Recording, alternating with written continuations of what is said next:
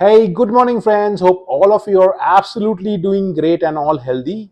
यार last video में मैंने बताया था यूके वीज़ा एप्लीकेशन के लिए कि क्या क्या वीज़ा एप्लीकेशन प्रोसेस है, क्या क्या मतलब क्या क्या डूज एंड डोंट्स है, क्या क्या प्रोस एंड कॉन्स है, क्या क्या डॉक्यूमेंट्स चाहिए आपको इन terms of submitting the documents in the visa portal.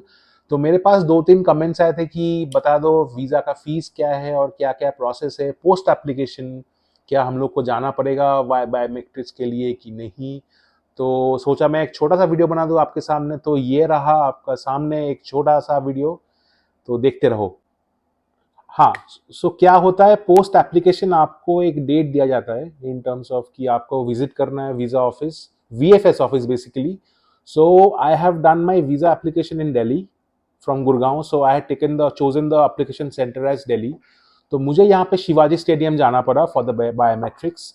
और क्या क्या उसके बाद हुआ, तो फर्स्ट ऑफ ऑल मैंने जब वीजा अप्लाई किया था, मैं document I had uploaded my document online only. यहाँ पे आप दो चीज कर सकते हो, इधर आप ऑनलाइन डॉक्यूमेंट सबमिट कर सकते हो, क्या क्या डॉक्यूमेंट चेकलिस्ट है वो आप देख लेना एक बार वेबसाइट में, नहीं तो मेरा प्रीवियस वीडियो देख लेना।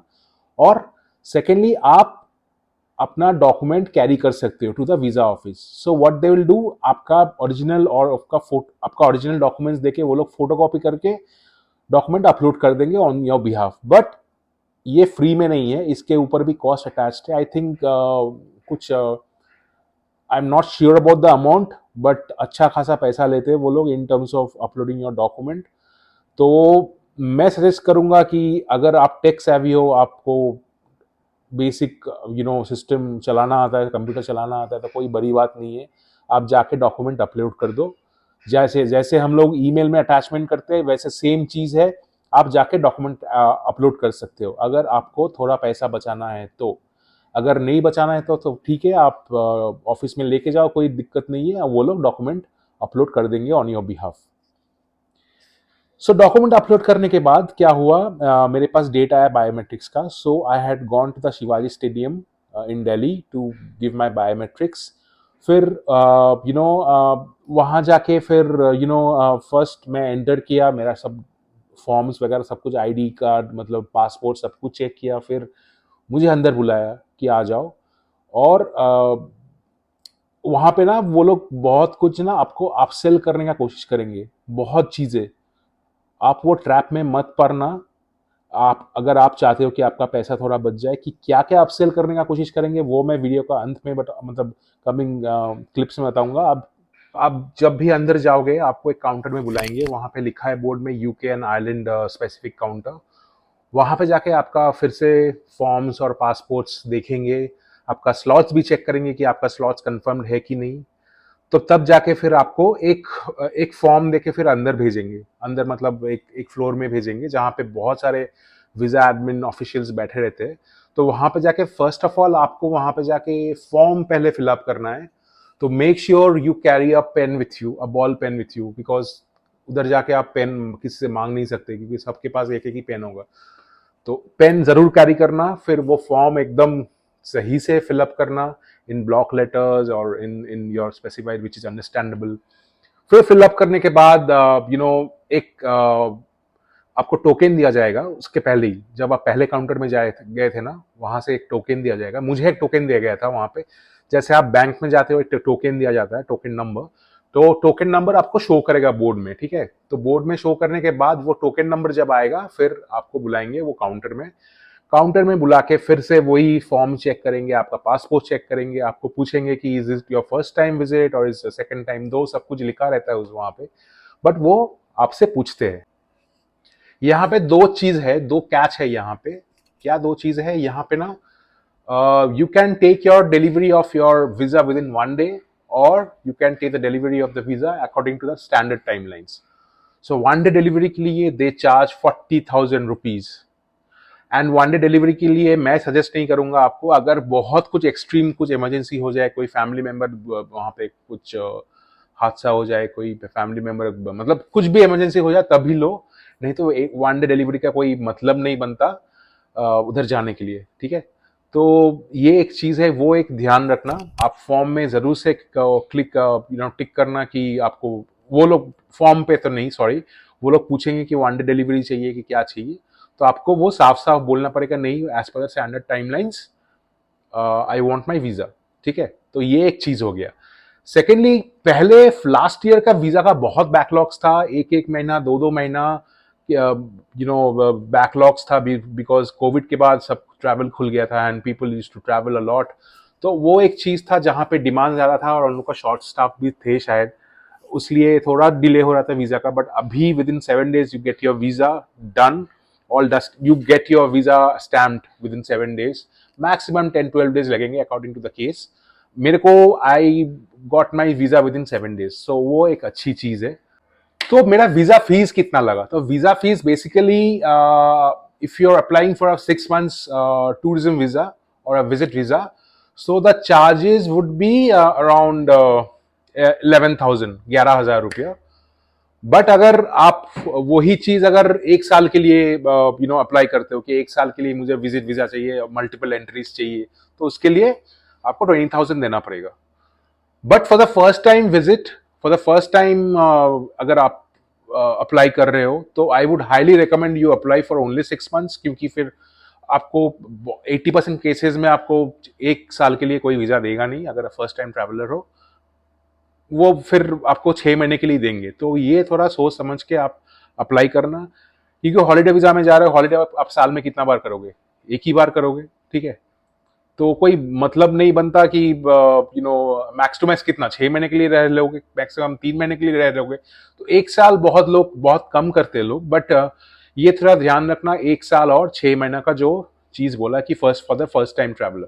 ठीक है, सेकेंड चीज हो गया भाई, डिलीवरी कैसे मिलता है? तो चलो मैं ये चीज बता दूं फिर, ठीक है, let's go one step back. तो फिर क्या हुआ, मेरे डॉक्यूमेंट्स वगैरह सब कुछ चेक करके वो लोग फिर एक और टोकन दिए जहां पे मुझे वेट करना पड़ा।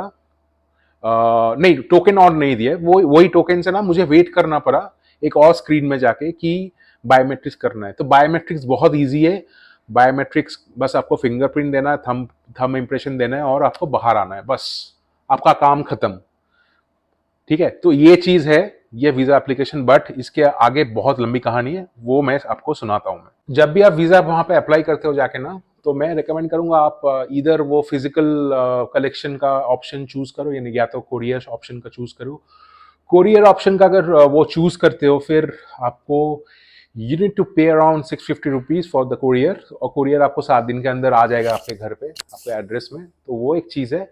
बट अगर आप फिजिकल कलेक्शन का ऑप्शन चूज करते हो, तो क्या होगा कि once you receive an email saying that your visa has been processed, तो आपको फिर 24 घंटे बाद ही आपको वीजा ऑफिस जाके वो डॉक्यूमेंट, आपको आपका पासपोर्ट कलेक्ट करना पड़ेगा।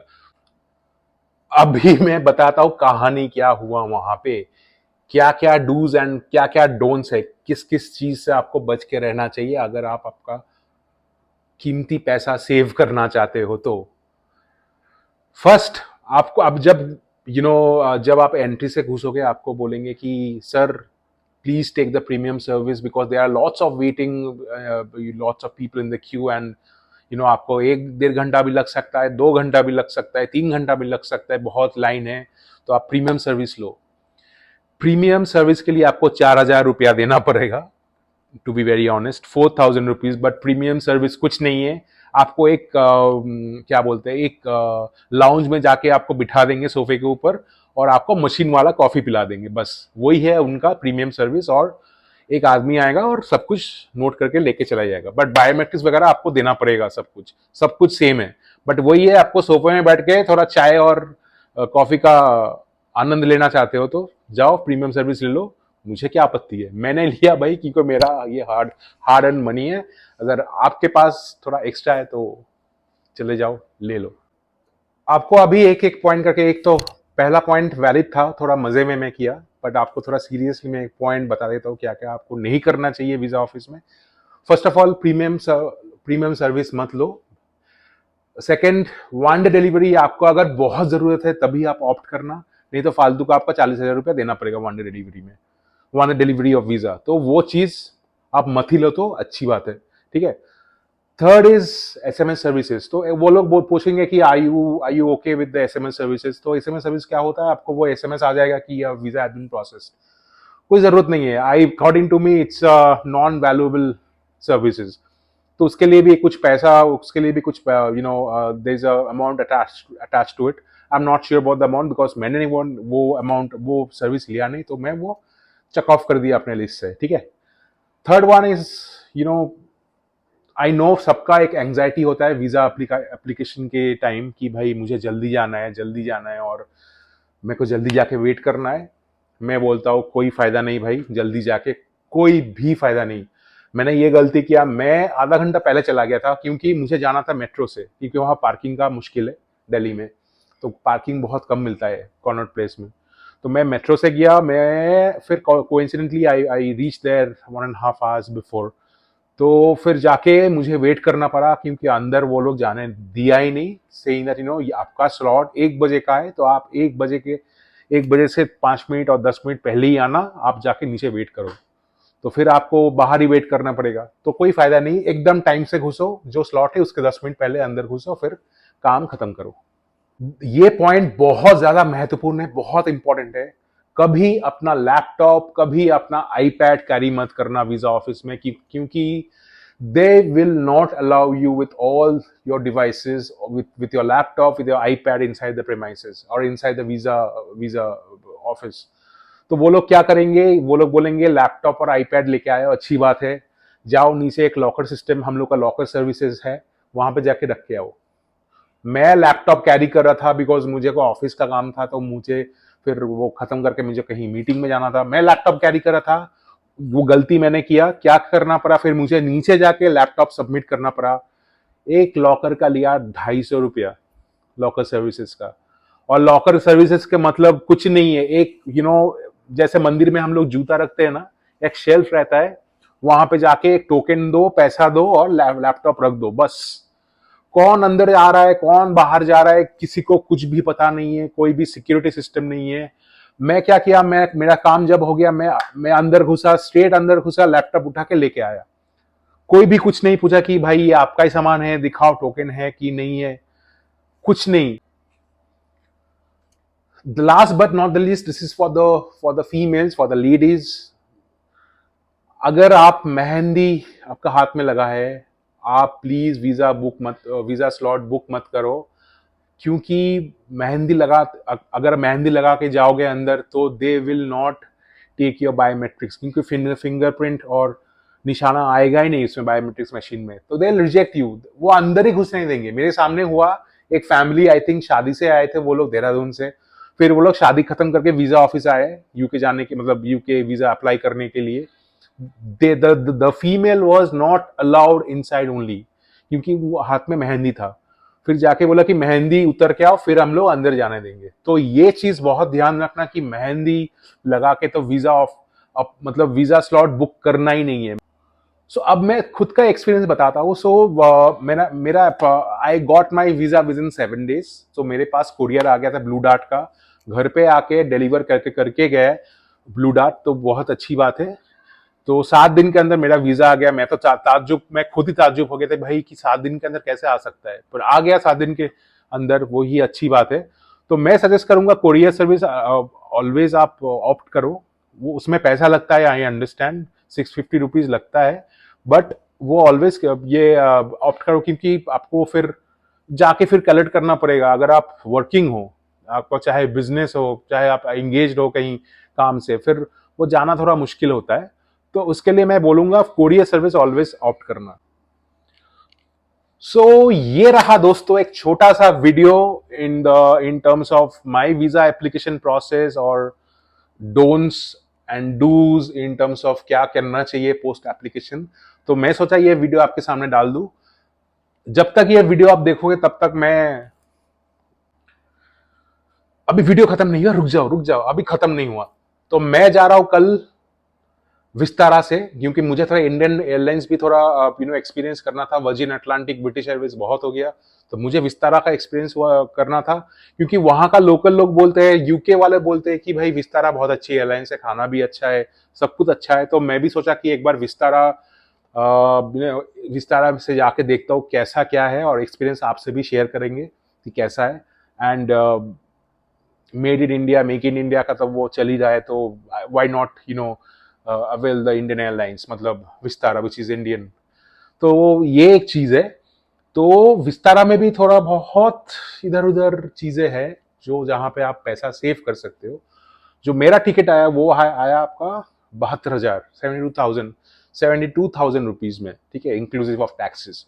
बट वो खाली बुकिंग का था।